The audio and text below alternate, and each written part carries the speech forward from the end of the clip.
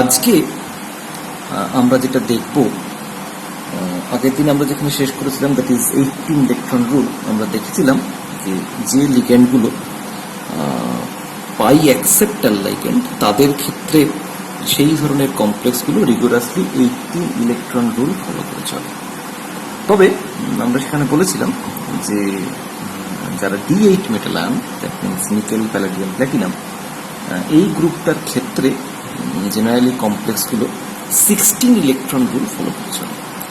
So কেন এই ধরনের কমপ্লেক্সগুলো 16 ইলেকট্রন রুল ফলো করে চলে আমরা সেইটা একটুখানি বোঝার চেষ্টা করব।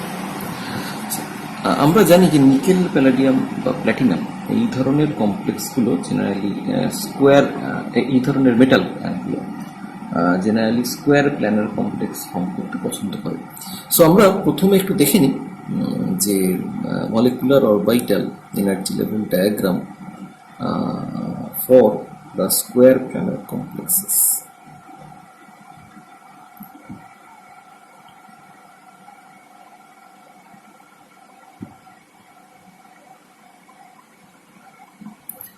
এখানে আমি ওই আমাদের পুরনো যে এনো থিওরির যে অংশটা সেটা একটুখানি রিকল করব, দিয়ে তারপরে আমরা এই এক্সপ্লেনেশনটায় যাব। সো আমাদের কাছে যে 5টা D orbital available, so those are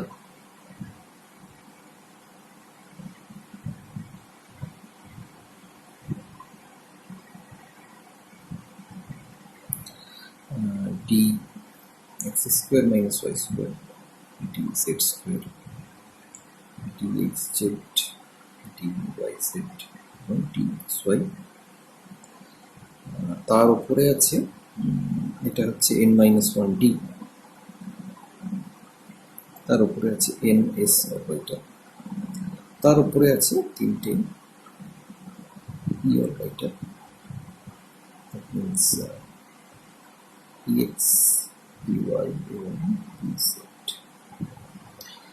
এখন যখন এর সঙ্গে স্কোয়ার প্লেনার একটা কমপ্লেক্সে লিগ্যান্ড গ্রুপ অফ অরবিটালের ইন্টারাকশন হবে, তখন ইন্টারাকশনের নেচারটা কিরকম দাঁড়াবে। আমরা এগুলোকে সিমেট্রি ওয়াইজ আগে একটু ভাগ করে নিই। সো dz স্কোয়ার তার হচ্ছে a1g symmetry, dx square square তাকে আমরা রিপ্রেজেন্ট করি বাই b1g, dxz yz এটাকে আমরা রিপ্রেজেন্ট করি অ্যাজ eg এবং dxy অ্যাজ b2g। এটা আমরা দেখেছি। ns তার সিমেট্রি হচ্ছে a1g। আর এখানে এই 3টে পি অরবিটাল এরা কিন্তু আর আইডেন্টিক্যাল নয়। আইডেন্টিক্যাল নয় তার কারণ আমরা যদি এক্স ওয়াই প্লেনটাকে স্কোয়ার প্লেন হিসেবে ধরে নিই, তাহলে পিএক্স পিওয়াই যেভাবে ইন্টারাক্ট করবে অবভিয়াসলি পিজেড সেভাবে ইন্টারাক্ট করছে না। সো এখানে আমরা দেখতে পাচ্ছি যে দুটো সেট অফ অরবিটাল এটা স্প্লিট করে যাচ্ছে। একটা যে ডাব্লিউ জেনারেট একটা সেট যার মধ্যে রয়েছে পিএক্স এবং পিওয়াই, সেটাকে আমরা বলছি ইউ সিমেট্রি অরবিটাল, আর পিজেড এটাকে আমরা বলছি A two U symmetry orbital. তাহলে এখন লিগ্যান্ড গ্রুপ অরবিটালে যাদের যে এলজিও গুলোর সঙ্গে এদের সিমেট্রি ম্যাচ করে, মেটাল অরবিটালের সঙ্গে সিমেট্রি ম্যাচ করে ইন্টারাকশনে পার্টিসিপেট করতে পারবে, তাহলে সেটা হচ্ছে এলজিওর মধ্যে থাকবে অবভিয়াসলি a1g, তার কারণ it is all symmetric orbital এই এস, তো তার সঙ্গে সেম সিমেট্রিতে a1g থাকবে। dx স্কোয়ার y স্কোয়ার এর সঙ্গে 4টে যে সেম সিমেট্রি, কারণ যেহেতু এটা এক্স ওয়াই প্লেন বরাবরের ব্লকগুলো প্রজেক্টেড, তো তাহলে এর সঙ্গে সেম সিমেট্রিতে একটা এলজিও থাকবে, দ্যাট মিনস b1g, এবং px py এর সঙ্গে সেম ইউ সিমেট্রির একটা এলজিও থাকবে। সো এদের মধ্যে যদি আমি ইন্টারাকশনটা কনসিডার করি, তাহলে আমরা যেটা দেখতে পাবো, এখানে a1g সেট সিমেট্রি অরবিটাল কি 3টে রয়েছে, এখানে একটা, এখানে একটা এবং এখানে একটা। যদিও এই দুটো কথা ভেবেই আমরা a1gটা লিখেছিলাম, কিন্তু যেহেতু এটারও সিমেট্রি a1g, সো অবভিয়াসলি এরা তিনজনেই ইন্টারাক্ট করবে। তিনজনেই ইন্টারাক্ট করে দুটো a1g এবং একটা a1g স্টার অরবিটাল, 3টে অরবিটাল জেনারেট করবে। সো আমরা যদি এই জিনিসটাকে আঁকি, তাহলে ব্যাপারটা এরকম দাঁড়াবে। একটা হচ্ছে a1g, একটা হচ্ছে এখানে a1g,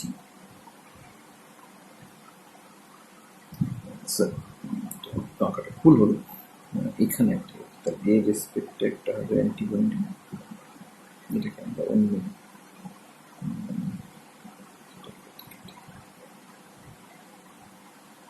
এখানে হবে একটা A1G আর এখানে হবে একটা A1G। So this is A1G star, this is A1G, and this is A1G.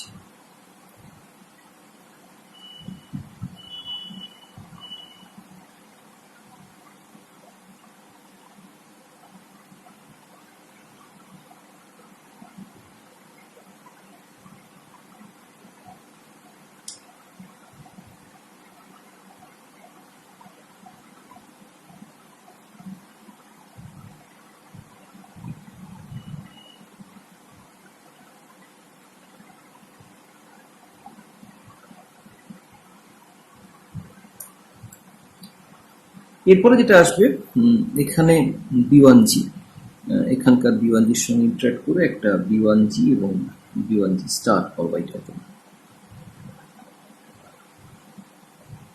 So this is B1G, this is B1G star.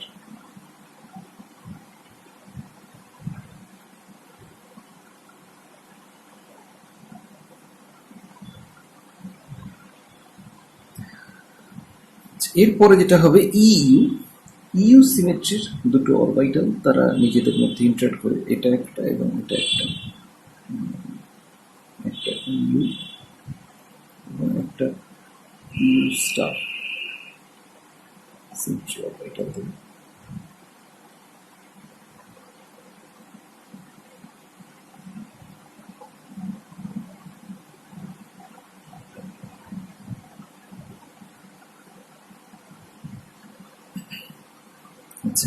So তাহলে এখানে এলজিওর সঙ্গে ইন্টারঅ্যাক্ট করার মতো আর যেহেতু অন্য কোনো অরবিটাল পড়ে নেই, সো বাকি যে মেটাল অরবিটালগুলো দে রিমেন অ্যাজ নন বন্ডিং। তার মানে আমরা সেখানে দেখতে পাচ্ছি যেটা যেটা পড়ে থাকবে, একটা হচ্ছে B2G সিমেট্রি অরবিটাল, সেটা পড়ে থাকবে, এবং ইজি সিমেট্রি অরবিটাল সেটা পড়ে থাকবে অ্যাজ নন বন্ডিং।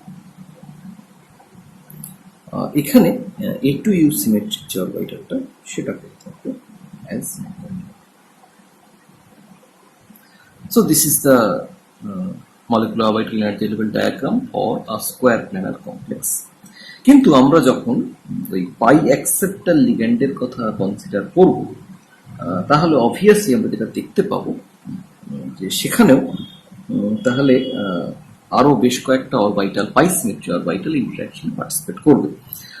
পাই সিমেট্রির কোন অরবিটাল ইন্টারঅ্যাকশনে পার্টিসিপেট করবে না, আমরা যদি ধরে নিই প্রত্যেকটা লিগ্যান্ডের এস এবং পিএক্স পিওয়াই পিজেড এই কটা অরবিটাল রয়েছে, সো তার মধ্যে পাই সিমেট্রি অরবিটাল হচ্ছে আমাদের জেড বরাবর বন্ডিং বা এক্স ওয়াই বরাবর, জেড বরাবর যদি তারা কোঅর্ডিনেট করছে আমরা ধরে নিই, তাহলে সেক্ষেত্রে মানে লিগ্যান্ডটা তার পিজেড বরাবর পিজেড দিয়ে মেটালকে কোঅর্ডিনেট করছে বলে ধরে নিই, তাহলে তার পারপেন্ডিকুলার যে দুটো অরবিটাল দ্যাট মিনস পিএক্স এবং পিওয়াই তারা হচ্ছে পাই সিমেট্রি অরবিটাল।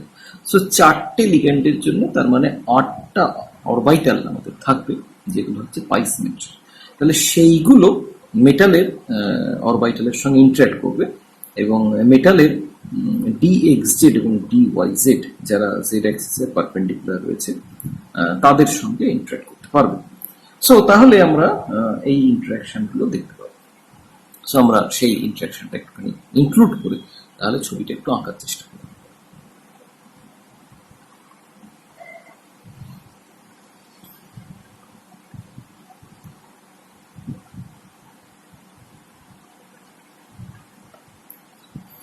তাহলে ছবিটা সেক্ষেত্রে দাঁড়ানো হচ্ছে এরকম,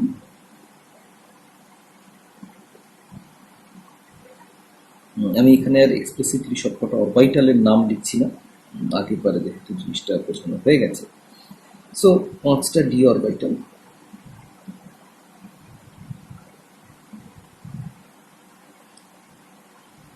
তার উপরে একটা এস,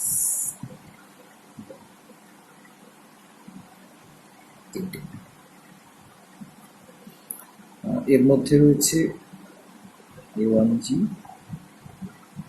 B1G, EG এবং B2G সিমেট্রি অপারেটর, এটা A1G সিমেট্রি, এটা A2U plus E2 symmetry operator. আর এলজিওর মধ্যে যেটা রয়েছে সেটা হচ্ছে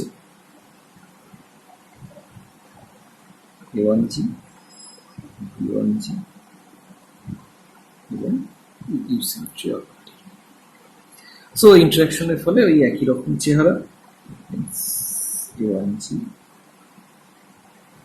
স্টার,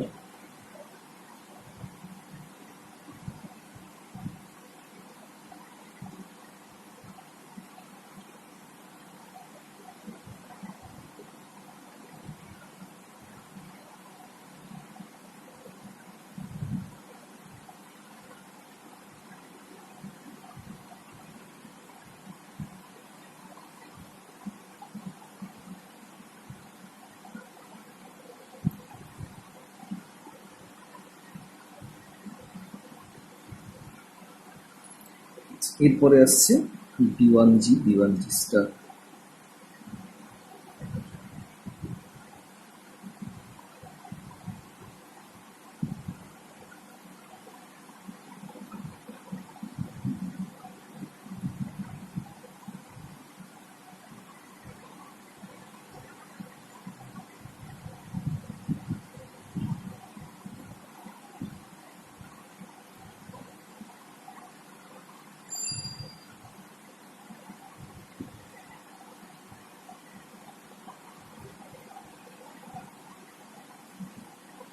তারপরে হচ্ছে EU এবং EU স্টার।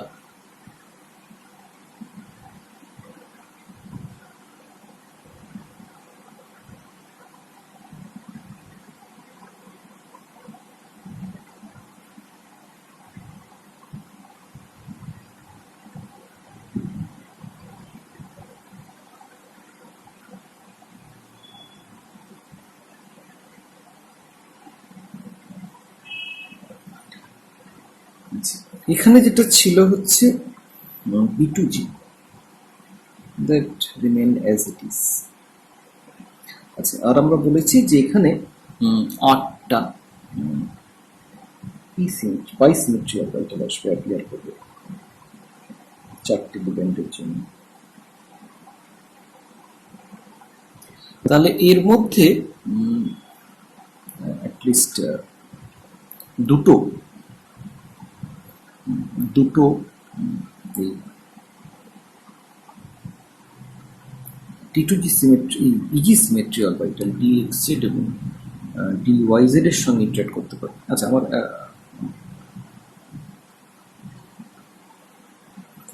স্যার একটা জিনিস আমার একটু ভুল হয়েছে, সেটা হচ্ছে এই B2G এটা এখানে হবে না। তার কারণ DXZ YZ এর সঙ্গে যেমন ওই পাইসিমেট্রি অরবিটালগুলো ইন্টারেক্ট করতে পারবে লিগ্যান্ডে, ঠিক তেমনি B2G সিমেট্রির সঙ্গে ইন্টারেক্ট করতে পারবে। So B2G and EG both are stabilized. So B2G and EG এর করসপন্ডিং একটা অ্যান্টিবন্ডিংও ডেফিনেটলি থাকবে।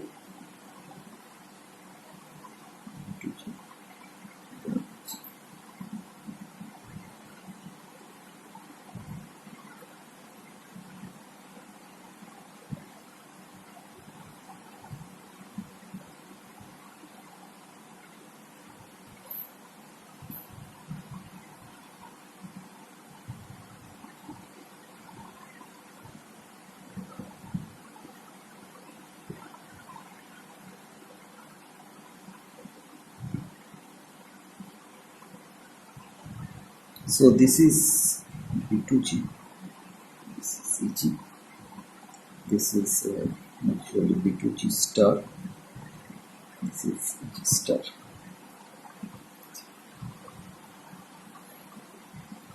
So তাহলে আর বাকি যে 5টা, 8টার মধ্যে 3টে তাহলে ইন্টারাকশনে পার্টিসিপেট করলো, বাকি 5টা রয়ে যাবে নন বন্ডিং হিসেবে। এটা হচ্ছে পাইস্টার যে লিগ্যান্ড, আর এখানেও একটা নন বন্ডিং থেকে যাবে, দ্যাট ইজ A2U।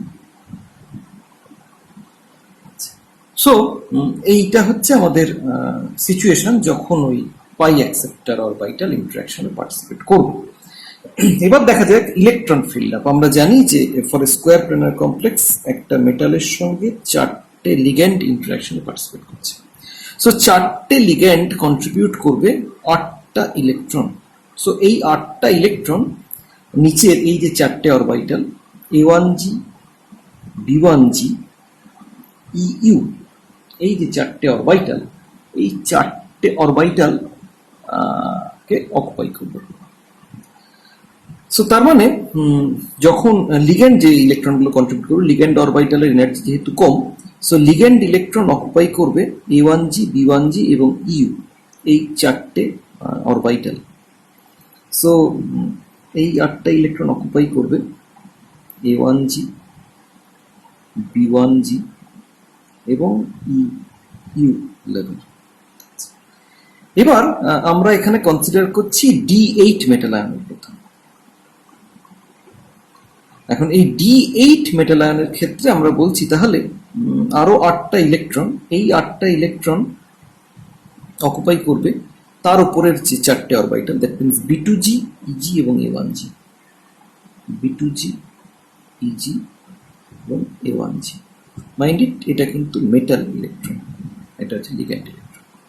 আচ্ছা, এবার হচ্ছে প্রশ্ন যে কেন এরা 16 ইলেকট্রন রুল ফলো করে চলছে। তার কারণ হচ্ছে আমরা জানি যে স্কোয়ার প্ল্যানার কমপ্লেক্সের ক্ষেত্রে 10D cube value is comparatively very high, and that is why B1G star, this orbital is strongly antibonding.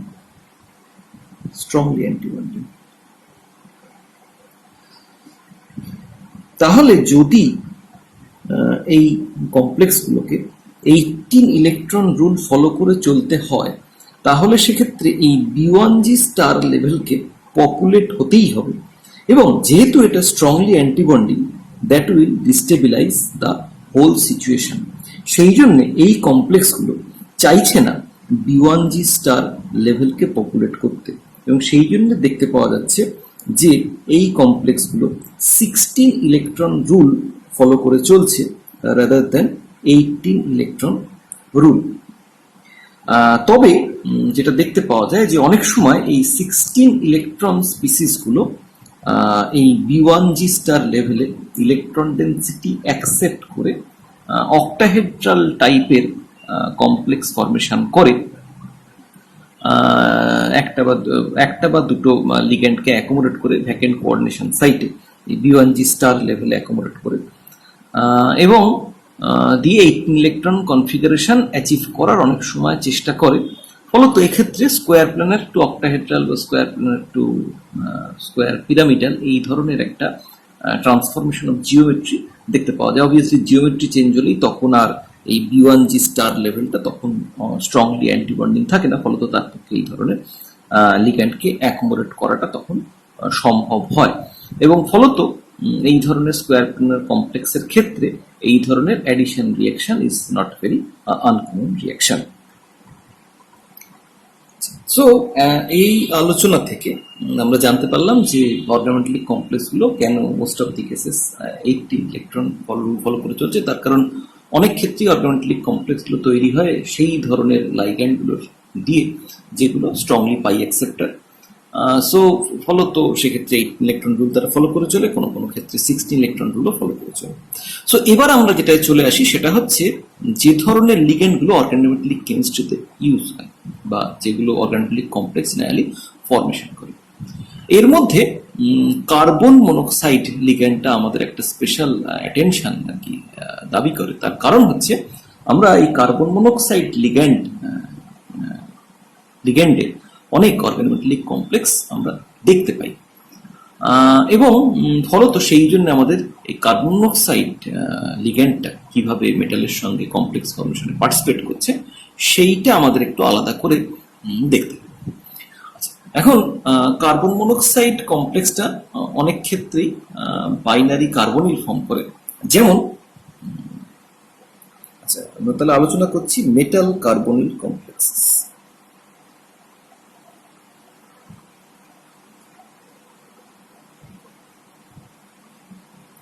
So এই কার্বন মনোক্সাইড অনেক ক্ষেত্রেই বাইনারি কার্বনিল কমপ্লেক্স ফর্ম করে, যেমন নিকেল টেট্রাকার্বনিল, যেমন tungsten hexacarbonyl, or Fe2CO9 like molecule.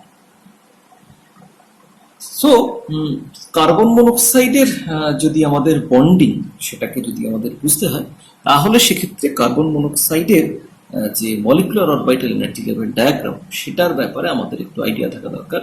তো সেই পোর্শনটা আমরা আবার একটু রিভিজিট করব। সো কার্বন মনোক্সাইডের মলিকুলার অরবিটাল ডায়াগ্রামটা আমরা প্রথমে একটু দেখি।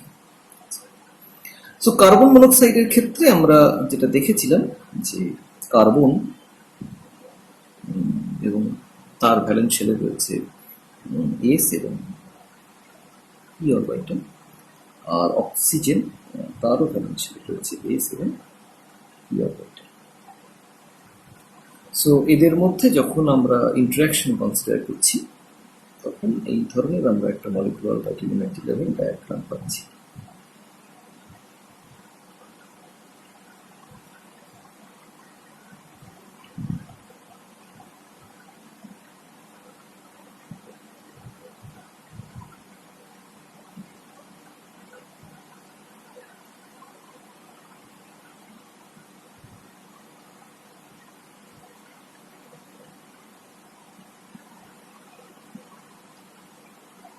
আমরা এখানে আগেই বলেছিলাম যে কনফিগারেশন ইন্টারাকশনের জন্য এখানে এনার্জি লেভেলের অর্ডারিং এর একটুখানি চেঞ্জ হয়। সো তার ফলে এনার্জি লেভেলটা এইরকম অনেকটা।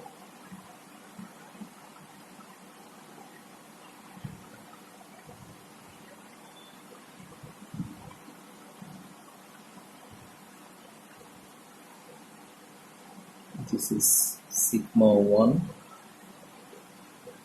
this is sigma star, এটা হচ্ছে pi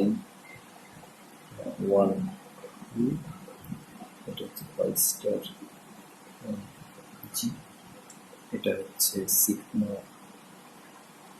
নন বন্ডিং, এটা হচ্ছে sigma star e।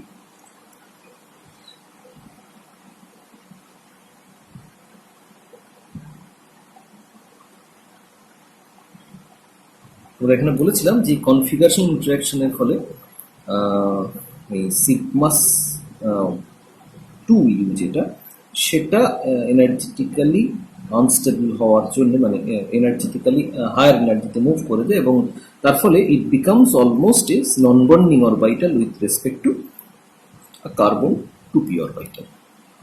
So this is carbon orbital, atomic orbital. This is oxygen atomic orbital. This is molecular orbital, carbon monoxide. This is 2s, 2p. This is 2s. এই অবধি আমাদের জানা। So আমরা এখান থেকে এটা বোঝার চেষ্টা করব যে এর বন্ডিং অরবিটালগুলোর চেহারাটা কেন। তা আমরা দেখতে পাচ্ছি যে এই যে সিগমা অরবিটাল, যেটা এনার্জেটিক্যালি হায়ার এনার্জিতে মুভ করে গেছে এবং becomes almost non bonding orbital with respect to carbon orbital. এখন এইখানে আমরা যদি জেড অ্যাক্সিসটাকে বন্ডিং অ্যাক্সিস ধরে নিই, আমরা যদি জেড অ্যাক্সিসটাকে বন্ডিং অ্যাক্সিস ধরে নিই, তাহলে যেটা দাঁড়াচ্ছে Z Axis is the bonding Axis.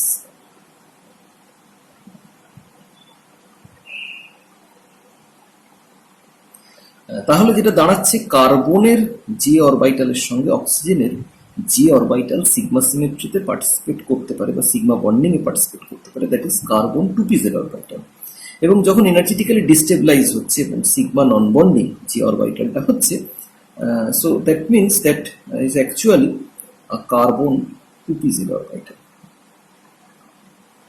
because that is the sigma symmetric orbital. So তার মানে এই সিগমা নন বন্ডিং যে অরবিটালটা, এটার চেহারা হচ্ছে আমার একটা কার্বন 2p অরবিটাল। যদি এটাকে আমি জেড অ্যাক্সিস ধরে নিই, তাহলে এটা হচ্ছে একটা কার্বন 2p অরবিটাল। আর এই পাই স্টার যে 1G, এটা এই অরবিটালটার চেহারা কিরকম না, এটা ফরমেশন হয়েছে due to the lateral overlap between the carbon 2px 2py and the oxygen 2px 2py orbital. So আমরা যদি সেই অরবিটালের চেহারাটা আমি তাহলে কি দেখবো না, যখন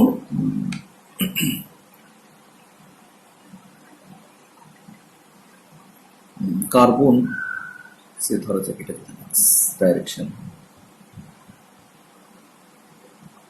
2px এর সঙ্গে যদি একটা অক্সিজেন 2px অরবিটালের ইন্টারঅ্যাকশন হয়, তাহলে তাদের মধ্যে যে বন্ডিং সেটা অরবিটালে অ্যাড করবে তার চেহারা হবে এরকম। আর যে অ্যান্টি বন্ডিং সেটা অরবিটালটা যেটা অ্যাড করবে তার চেহারা হবে।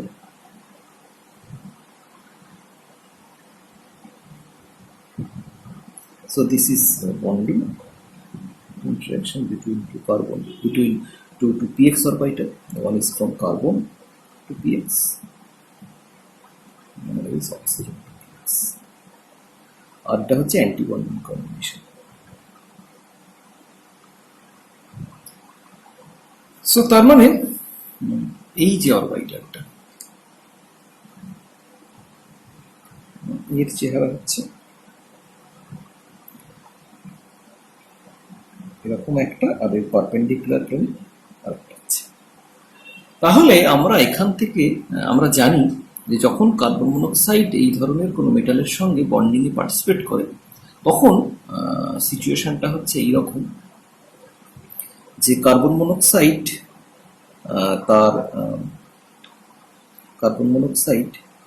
তার সিগমা নন বন্ডিং অরবিটাল থেকে ইলেকট্রন ডেন্সিটি ডোনেট করে to the suitable acceptor orbital of the metal. এখন তাহলে কার্বন মনোক্সাইড মেটালের কোন অরবিটালে ইলেকট্রন ডেন্সিটি ডোনেট করতে পারবে? অবভিয়াসলি কার্বন মনোক্সাইডের যে সিগমা নন বন্ডিং অরবিটাল সেই অরবিটালের যে সিমেট্রি তার সঙ্গে মেটালের যে অরবিটালের সিমেট্রি ম্যাচ করবে তাকে ইলেকট্রন ডেন্সিটি ডোনেট করতে পারবে। এখন আমরা দেখতে পাচ্ছি যে এই যে নন বন্ডিং অরবিটাল সেটা হচ্ছে actually nothing but carbon 2pz orbital, provided আমরা বন্ডিং অ্যাক্সিসটাকে সেট অ্যাক্সিস ধরে নিচ্ছি। তাহলে এর সঙ্গে মেটালের যে অরবিটালের সিমেট্রি ম্যাচ করবে সেটা হচ্ছে একটা হচ্ছে S, this all symmetric orbital, so এর সঙ্গে সিমেট্রি ম্যাচ করবে। আরেকটা হচ্ছে মেটালের 2pz অরবিটাল, এর সঙ্গে এই ডোনার অরবিটালের সিমেট্রি ম্যাচ করবে। অথবা তার মেটালের এস অরবিটাল, মেটালের pz অরবিটাল এবং মেটালের dz স্কয়ার অরবিটাল।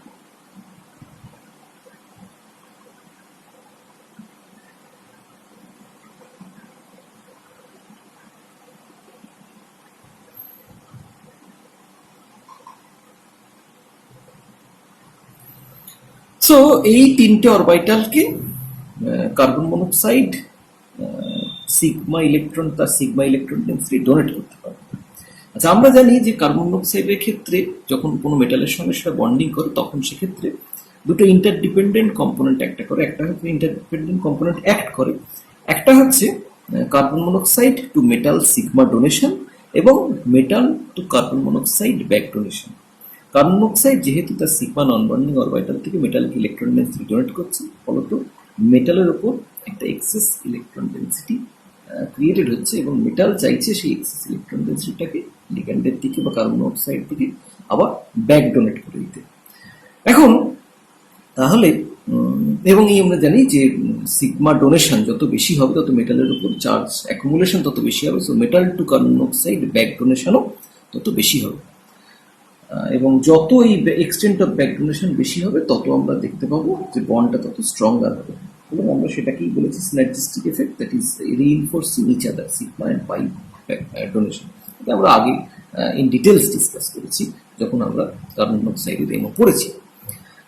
তাহলে এখানে আমরা যেটা দেখতে পাচ্ছি যে তাহলে মেটাল থেকে কার্বন মনোক্সাইডে যখন ব্যাক ডোনেশন হবে তাহলে কার্বন মনোক্সাইডের যে অ্যাকসেপ্টার অরবিটাল সেখানের সঙ্গে সেই অরবিটালের সঙ্গে মেটালের যে অরবিটালের সিমেট্রি ম্যাচ করবে, তাহলে সেখানেই ব্যাক ডোনেশন সেই অরবিটাল থেকেই কিন্তু ব্যাক ডোনেশন হতে পারবে।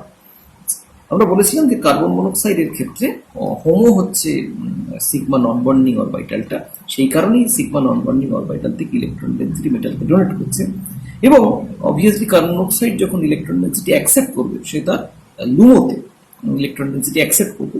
সো তার মানে ওই পাই স্টার 1g যে অরবিটাল সেটা হবে কার্বন মনোক্সাইডের অ্যাকসেপ্টেড অরবিটাল। আমরা একটু ইলেকট্রনটা ফিল আপ করি, তাহলে আমাদের হোমো লেভেলটা বুঝতে আরেকবার একটু সুবিধা। সো কার্বনের ওপর ইলেকট্রনের সংখ্যা হচ্ছে 4টে ভ্যালেন্স শেল, আর অক্সিজেনের হচ্ছে 6টা। টোটাল 10টা electron, 1 2 3 4 5 6 7 8 9 10। So this is HOMO. This is actually HOMO. And this is toluene. So carbon monoxide তার এই পাই স্টার 1g যে অরবিটাল সেখানে ইলেকট্রন ডেন্সিটি অ্যাকসেপ্ট করবে from the metal orbital. So এই অরবিটালের সঙ্গে মেটালের যে অরবিটালের সিমেট্রি ম্যাচ করবে, অ্যাকচুয়ালি সেখানেই কার্বন মনোক্সাইড সেই অরবিটাল থেকে ইলেকট্রন ডেন্সিটি অ্যাকসেপ্ট করবে। সো তাহলে সেই অনুযায়ী আমরা যদি ব্যাপারটাকে ভাবার চেষ্টা করি, তাহলে আমরা কি দেখতে পাবো যে কার্বন মনোক্সাইডের অ্যান্টি বন্ডিং অরবিটাল যেটা দ্যাট মিনস লুমো, তার চেহারা হচ্ছে এরকম। অলরেডি আমরা এটা এঁকে দেখেছি।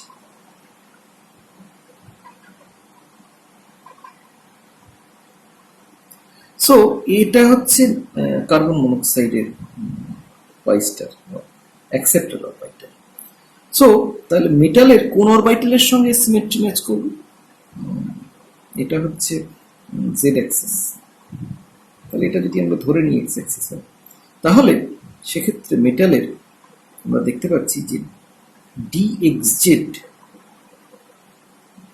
অরবিটালের সঙ্গে সিমেট্রি ম্যাচ করবে।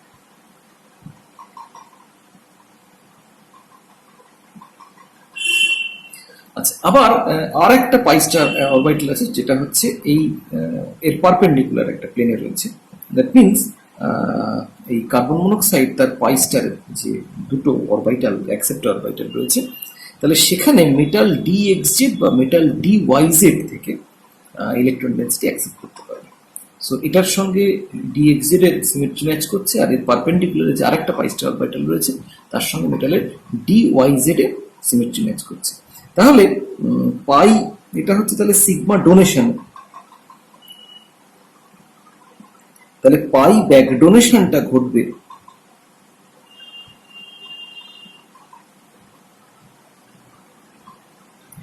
from metal dxz or dyz orbital to pi star antibonding orbital of CO. So এটা হচ্ছে আমাদের কার্বন মনোক্সাইডের বন্ডিংটা। এরপরের যেটা প্রশ্ন হচ্ছে, তাহলে এই বন্ডিং পিকচারটা যদি ট্রু হয় তাহলে সেটার অবশ্যই সাপোর্টিংয়ে একটা এক্সপেরিমেন্টাল এভিডেন্স দরকার যে এই ধরনের সিগমা ডোনেশন এবং পাই ব্যাক ডোনেশন হচ্ছে। এখন এখানে আমরা দুটো এই ধরনের এভিডেন্স আমরা পেতে পারি। কি কি? তার আগে আমরা যেটা একটু দেখে নিই যে পাই ব্যাক ডোনেশনের ফলে কি ঘটছে। পাই ব্যাক ডোনেশন এর ফলে যেটা আমরা ঘটতে দেখতে পাচ্ছি যে মেটালের একটা অরবিটাল থেকে কার্বন মনোক্সাইডের পাই স্টার অরবিটালে ইলেকট্রন ডেন্সিটি অ্যাকসেপ্ট করছে, অ্যাকসেপ্ট ইলেকট্রন ডেন্সিটি। এবং being a antibonding orbital, being an antibonding orbital, carbon monoxide antibonding orbital, pi star antibonding orbital যদি ইলেকট্রন ডেন্সিটি ইনক্রিজ করে তাহলে that will lower the bond order of carbon monoxide. তাহলে যদি bond order change হয় তাহলে definitely আমরা carbon oxygen তার যে বন্ড ডিস্টেন্স তাতেও আমরা ডেফিনেটলি তার একটা এফেক্ট দেখতে পাবো, এবং as well as carbon oxygen যে বন্ড স্ট্রেংথ তাতেও একটা এফেক্ট আমরা দেখতে পাবো। তাহলে আমরা এইটাকেই আমাদের চেষ্টা করতে হবে যে যদি কোনোভাবে এর এভিডেন্স আমরা কোনো এক্সপেরিমেন্টাল ফ্যাক্ট থেকে পেতে পারি। সো আমরা দুটো জায়গা থেকে এভিডেন্স পেতে পারি। One from evidence from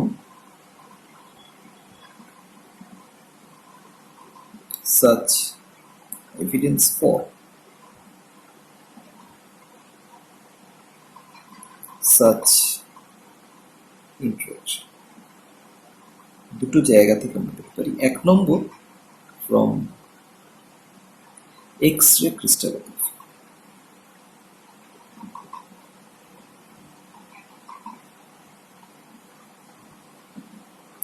R 2 number, from IR spectrum।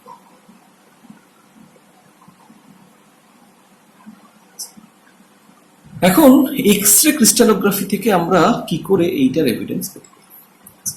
প্রথম আমরা যেটা দেখি, আমরা বলেছি যে কার্বন মনোক্সাইডের পাইস্টার অ্যান্টিবন্ডিং অরবিটালে যদি ইলেকট্রন ডেন্সিটি অ্যাকসেপ্ট করে, তাহলে তার যেহেতু পাইস্টার অ্যান্টিবন্ডিং অরবিটালে সেটা অ্যাকসেপ্ট করছে, ফলত বন্ড অর্ডার কমছে। আচ্ছা, হোয়াট অ্যাবাউট সিগমা ডোনেশন? না, কার্বন মনোক্সাইডের ক্ষেত্রে আমরা দেখছি যে তার ক্ষেত্রে সিগমা ডোনেশন হচ্ছে from non bonding, almost non bonding set of orbital. এবং যেহেতু নন বন্ডিং অরবিটালের ক্ষেত্রে আমরা জানি যে সেটা আমরা বন্ড অর্ডারে ক্যালকুলেশন ইনক্লুড করি না। So non bonding set of orbital থেকে যদি কোনো ইলেকট্রন ডেন্সিটি যায়, তাহলে তার জন্য কার্বন মনোক্সাইডের বন্ড অর্ডার চেঞ্জ হবে না এবং সেটা বন্ড লেন্থকেও এফেক্ট করবে না। কিন্তু পাইস্টার অ্যান্টিবন্ডিং অরবিটালে যদি ইলেকট্রন ডেন্সিটি আসে, তাহলে যেহেতু antibonding orbital electron density increase করছে, that will lower the bond order, এবং তার ফলে আমরা যেটা দেখতে পাবো যে বন্ড ডিস্টেন্স ইনক্রিজ করছে।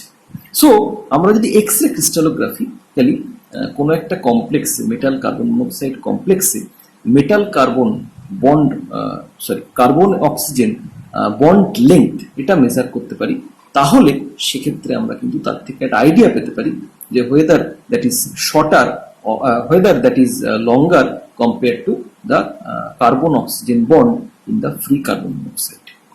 বা উল্টো ভাবে আরো একটা জিনিস আমরা দেখতে পারি, সেটা হচ্ছে যে মেটাল কার্বন যা বন্ড লেন্থ হওয়া উচিত, যদি metal to carbon monoxide back donation হয়, তাহলে সেক্ষেত্রে আমরা যেটা দেখতে পাবো যে মেটাল কার্বন বন্ড লেন্থ আরেকটু শর্টার হচ্ছে, তার কারণ সেই বন্ড স্ট্রেংথ ইনক্রিজ করছে। তো সেটাকেও আমরা ট্র্যাক করতে পারি যে সেটা মেটাল কার্বন যে সিঙ্গেল বন্ড লেন্থ তার চেয়ে আরো শর্টার কিনা। সো এখানে আমরা যেটা দেখতে পাই যে carbon monoxide in free carbon monoxide, free CO, carbon oxygen distance is 112.8 picometer। এখন যদি কার্বন অক্সিজেন বন্ড উইকার হয় due to transfer of electron from metal orbital to carbon monoxide pi star antibonding orbital, তাহলে আমরা দেখতে পাবো যে এই ডিস্টেন্সটা ইনক্রিজ করেছে on by back donation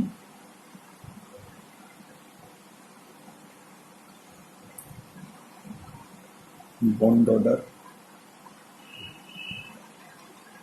decreases and CO bond length increases। So experimentally যদি এটা আমরা দেখতে পাই, তাহলে আমরা বলতে পারি যে সত্যি তাহলে এই ধরনের ব্যাক ডোনেশনের ঘটনা ঘটেছে, এবং এক্সটেন্ট অফ ব্যাক ডোনেশন যত বাড়বে তত কার্বন অক্সিজেন বন্ড লেন্থ তত ইনক্রিজ করবে। এবং আমরা দেখতে পাই যে এই ধরনের মেটাল কার্বনিল কমপ্লেক্সগুলোর ক্ষেত্রে CO bond distance become almost 115 picometer। কিন্তু এখানে একটা জিনিস উল্লেখ করাটা বেটার, যে অনেক ক্ষেত্রেই দেখতে পাওয়া যায় যে এই এক্স-রে ক্রিস্টালোগ্রাফি থেকে আমরা যে বন্ড ডিস্টেন্সটা পাই, সেটা অনেক ক্ষেত্রেই থার্মাল ভাইব্রেশনের উপর ডিপেন্ডেন্ট। তার কারণ যত হাই টেম্পারেচারে এই এক্স-রে ক্রিস্টালোগ্রাফির ডাটা কালেক্ট করা হয়, তত আমরা জানি যে কোনো একটা মেটাল বা লিগ্যান্ড বা কোনো একটা অ্যাটম, সে তার নিজের পজিশনে তার একটা থার্মাল ভাইব্রেশন থাকে। সো আমরা যে এক্স-রে ক্রিস্টালোগ্রাফির যে পিকচারটা পাই, সেটা হচ্ছে একটা টাইম অ্যাভারেজ পিকচার, এবং এই থার্মাল ভাইব্রেশনটা যত বেশি হবে তত uncertainty in the position of the metal or the carbon or oxygen সেটা তত বেশি হবে, এবং তার ফলে এই যে মেজার্ড ডিস্টেন্স তার মধ্যে কিছুটা এরার আমাদের আসবে। সো তার ফলে অনেক ক্ষেত্রে দেখতে পাওয়া যায় যে within the limit of the error এই যে চেঞ্জটা সেটা অনেক সময় পড়ে যায়। সো অনেক ক্ষেত্রেই আমরা দেখি যে এই এক্স রে ক্রিস্টালোগ্রাফি থেকেও আমাদের বেটার এভিডেন্স আমরা পাই এই ব্যাক ডোনেশনের ফ্রম দ্য আইআর স্পেকট্রা। কি করে পাই? The logic is same. The logic is same. The change in bonding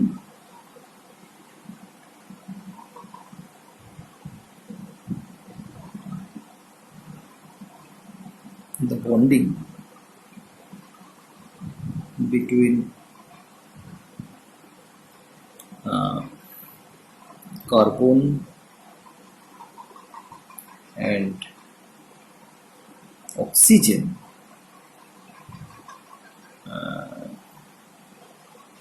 should be reflected in the CO stretching vibration.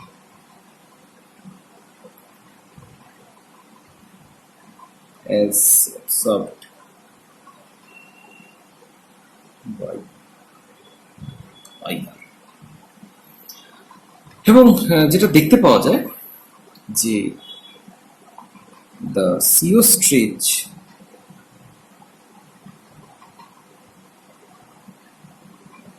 is very intense. ফলত slight shift in the CO stretching সেটাকে কিন্তু আমরা খুব easily track করতে পারি। ফ্রি কার্বন মনোক্সাইডে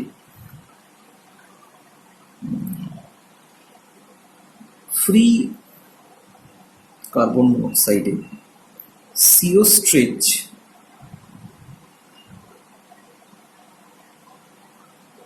appears at 2143 centimeter inverse, whereas in CO6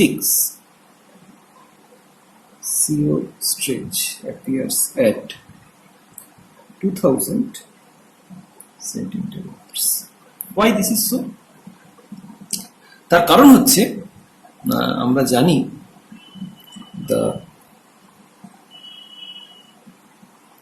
energy necessary to stretch a bond is proportional to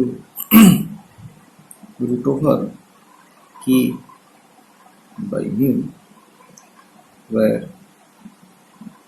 K is equal to force constant and mu is reduced mass.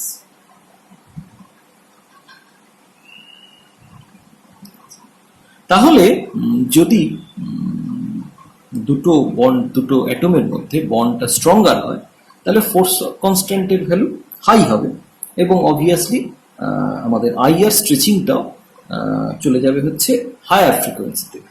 Whereas এবং তার কারণ ওই বন্ডটাকে স্ট্রেচ করতে আমাদের বেশি এনার্জি আমাদের লাগবে, তার মানে সেটা হায়ার ওয়েভ নাম্বারে মুভ করে যাবে। হোয়ারেস যদি দুটো অ্যাটমের মধ্যে বন্ডটা উইকার হয় তখন সেই বন্ডটাকে স্ট্রেচ করতে আমাদের কম এনার্জি দিতে হবে, এবং সেক্ষেত্রে সেই স্ট্রেচিং ফ্রিকোয়েন্সিটা চলে যাবে হচ্ছে লোয়ার ওয়েভ নাম্বার রিজিয়ান। তাহলে যেহেতু CO6 এর ক্ষেত্রে CO স্ট্রেচিং ফ্রিকোয়েন্সিটা লোয়ার ফ্রিকোয়েন্সিতে মুভ করে গেছে, তাহলে আমরা বলতে পারি যে CO6 এ CO বন্ডটা is weaker.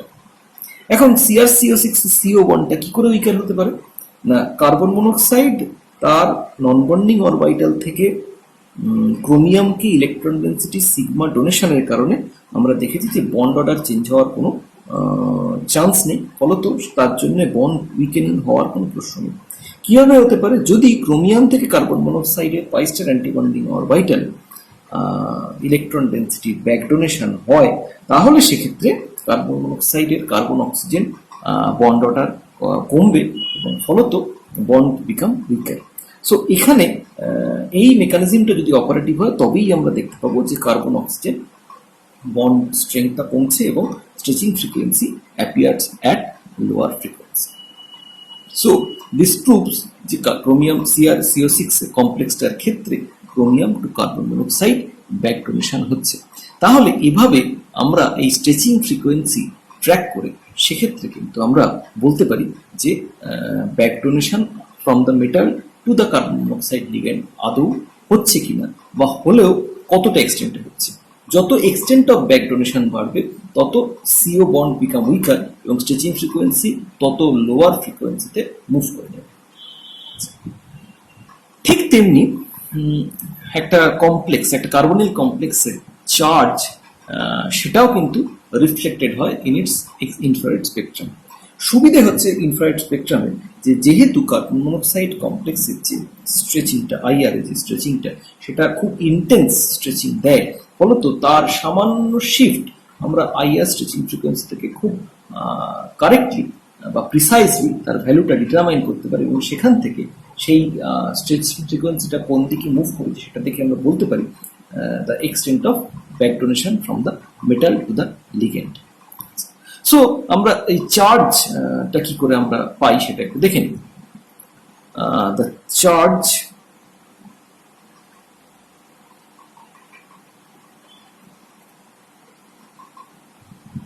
on the carbonyl complex is also reflected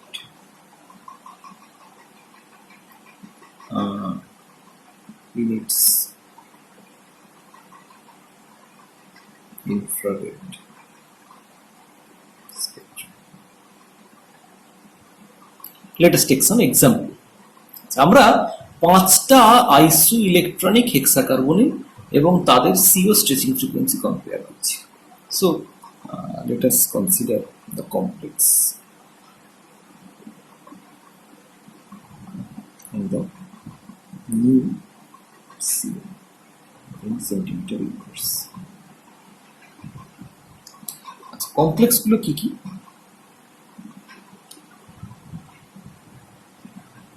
titanium,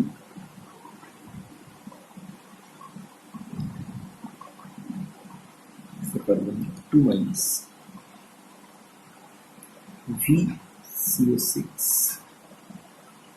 minus, Cr CO6, Mn CO6 plus এবং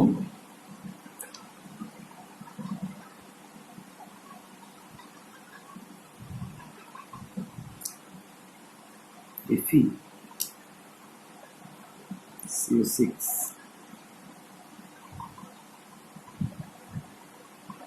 2+। দেখা যাক এদের স্ট্রেচিং ফ্রিকোয়েন্সি গুলো কত। TiCO6 2 মাইনাস, এটার স্ট্রেচিং ফ্রিকোয়েন্সি নিউ CO 1748, এটার 1859, এটার 2000, এটার 2100, এটার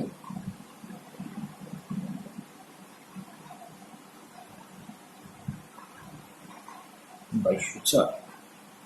তার মানে আমরা যেটা দেখতে পাচ্ছি যে প্রত্যেকটাই কিন্তু আইসো electronic,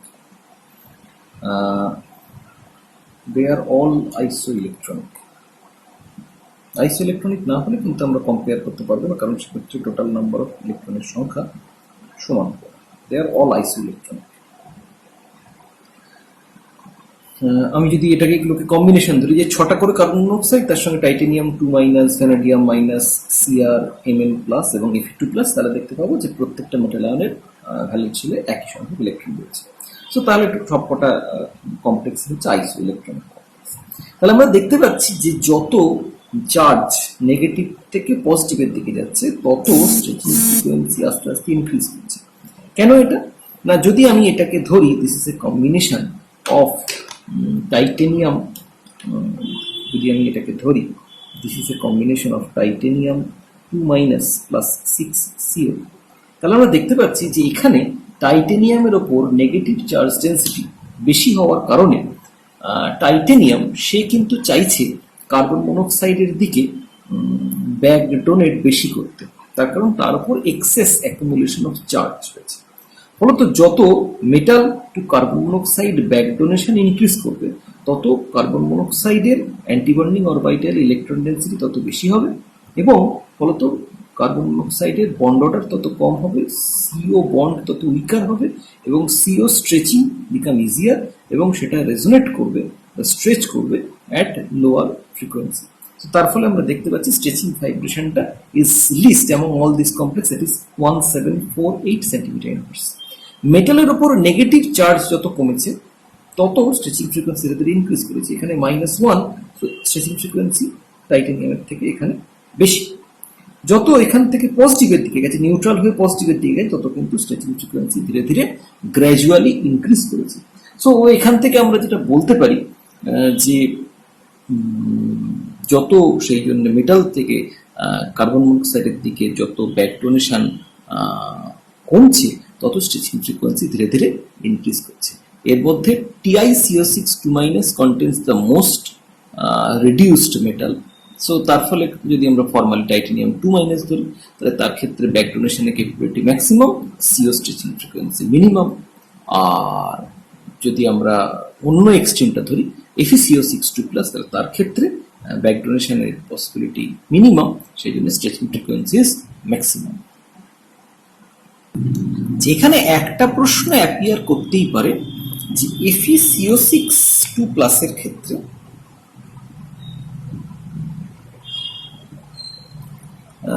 NuCO is 2204 centimeter inverse, which is higher than CO stretching in free CO, which is 2143 centimeter inverse. তাহলে সেটা কি করে সম্ভব? কারণ সেটা ইন্ডিকেট করছে যে FeCO6 2+ A CO bond is stronger than the free CO। সেটা কি কেন হলো? এখানে ব্যাক ডোনেশন না হলে অ্যাটম্যাক্স এটা হতে পারতো যে ফ্রি সিওর সঙ্গে সমান হতে পারতো, কিন্তু তার চেয়েও স্ট্রঙ্গার বন্ড কি করে ফর্ম হচ্ছে? তার কারণ আমরা যেটা বলতে পারি যে এখানে একটা পোলারাইজেশন এফেক্ট কাজ করছে।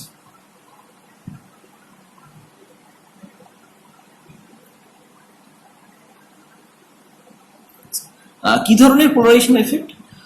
না, in free C O the electrons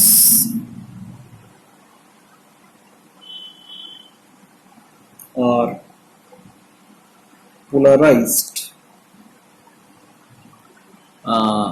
towards the more electronegative oxygen.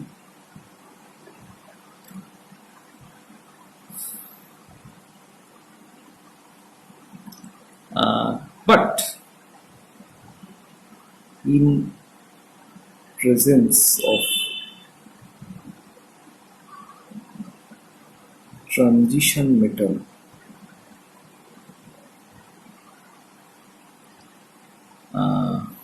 cation reduces the polarization of in the CO bond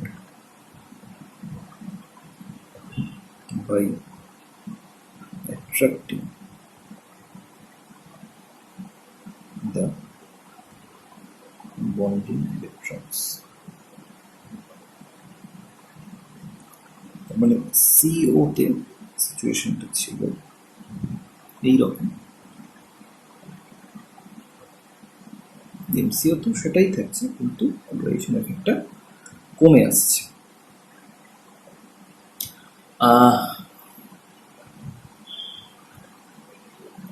So the positively charged complex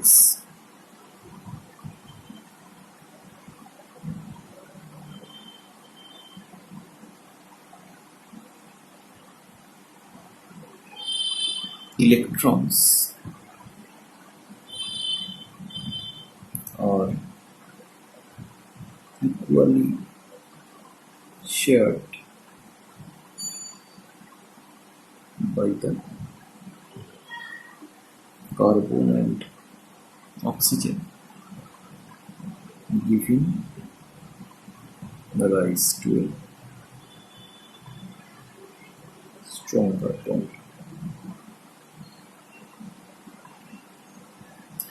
তার মানে ব্যাপারটা এভাবেও বলতে পারো, and higher energy stretch, ব্যাপারটা এভাবেও ভাবতে পারো যে আমরা কার্বন মনোক্সাইডে যখন এমও এঁকেছি তখন আমরা কার্বনের থেকে অক্সিজেন যেহেতু বেশি ইলেকট্রোনেগেটিভ, সো অক্সিজেনের অ্যাটমিক অরবিটালগুলোকে একটু লোয়ার এনার্জিতে এবং কার্বনের অ্যাটমিক অরবিটালগুলোকে কম্পারেটিভলি হায়ার এনার্জিতে এঁকেছি।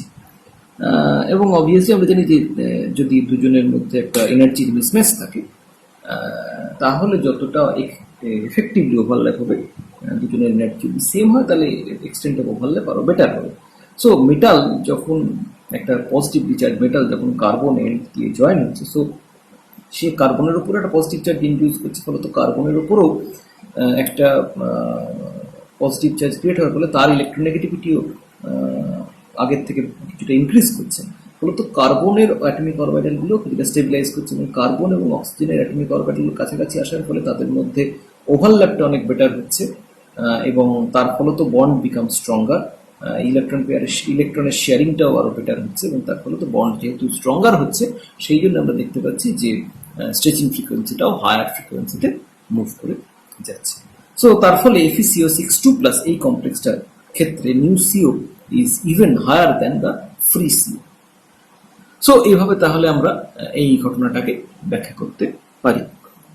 সো আজকে আমরা তাহলে যেটা দেখলাম যে কার্বন মনোক্সাইডের তার যে করে সে বন্ডিং পার্টিসিপেট করছে সেক্ষেত্রে তার মলিকুলার অরবিটাল ডায়াগ্রামগুলো এবং কি করে আমরা extent of pi back donation এই যে কার্বনিক কমপ্লেক্সে হচ্ছে সেটা আমরা কি করে মেজার করব, কি করে বলবো, এবং বিভিন্ন কমপ্লেক্সে তার উদাহরণ দিয়ে সেটা আমরা বোঝার চেষ্টা করলাম যে সত্যি এটা একটা এক্সটেন্টে ঘটছে, এটাকে আমরা ট্র্যাক করতে পারছি কিনা। সো আজকে এই পর্যন্তই। এর পরের দিন যেটা আমরা দেখার চেষ্টা করব যে কার্বন মনোক্সাইডের আমরা কোঅর্ডিনেশন এবিলিটি মানে কোঅর্ডিনেশন কিভাবে করছে সেটা দেখলাম, কিন্তু রিয়াল কমপ্লেক্সে কার্বন মনোক্সাইড কি ধরনের মোডে বাইন্ড করছে সেখানে আমরা দেখতে পাবো যে কার্বন মনোক্সাইডের বিভিন্ন ব্রিজিং মোড রয়েছে, সেই মোডগুলো আমরা একটু দেখার চেষ্টা করব এবং তার সঙ্গে সঙ্গে সেই কমপ্লেক্সগুলো তারা যে ফলো করে চলছে সেগুলো আমরা দেখব এবং তার সঙ্গে সঙ্গে এই ধরনের কমপ্লেক্সগুলো এই বাইনারি যে মেটাল কার্বনিক কমপ্লেক্সগুলো তাদের যে স্ট্রাকচার অনেক ক্ষেত্রে দেখবো যে তারা একাধিক মেটালের সঙ্গে বাইন্ড করে একটা ক্লাস্টার টাইপের ফর্মেশন করছে, বাইমেটালিক বা ট্রাইমেটালিক বা টেট্রামেটালিক, সেই ক্লাস্টারগুলো স্ট্রাকচার কি হয়, কেন সেরকম হয়, সেই জায়গাগুলো একটুখানি আমরা বোঝার চেষ্টা করি। সো পরের দিন আমরা এই জায়গা থেকে শুরু করব। আজকের মতো এখানেই আমাদের শেষ। পরের দিন আমরা দেখব কার্বন মনোক্সাইডের যে বন্ডিং প্যাটার্নগুলো সেটা আরেকটু আমরা এক্সপ্লোর করার চেষ্টা করব। সো আজকের মতো এখানেই শেষ।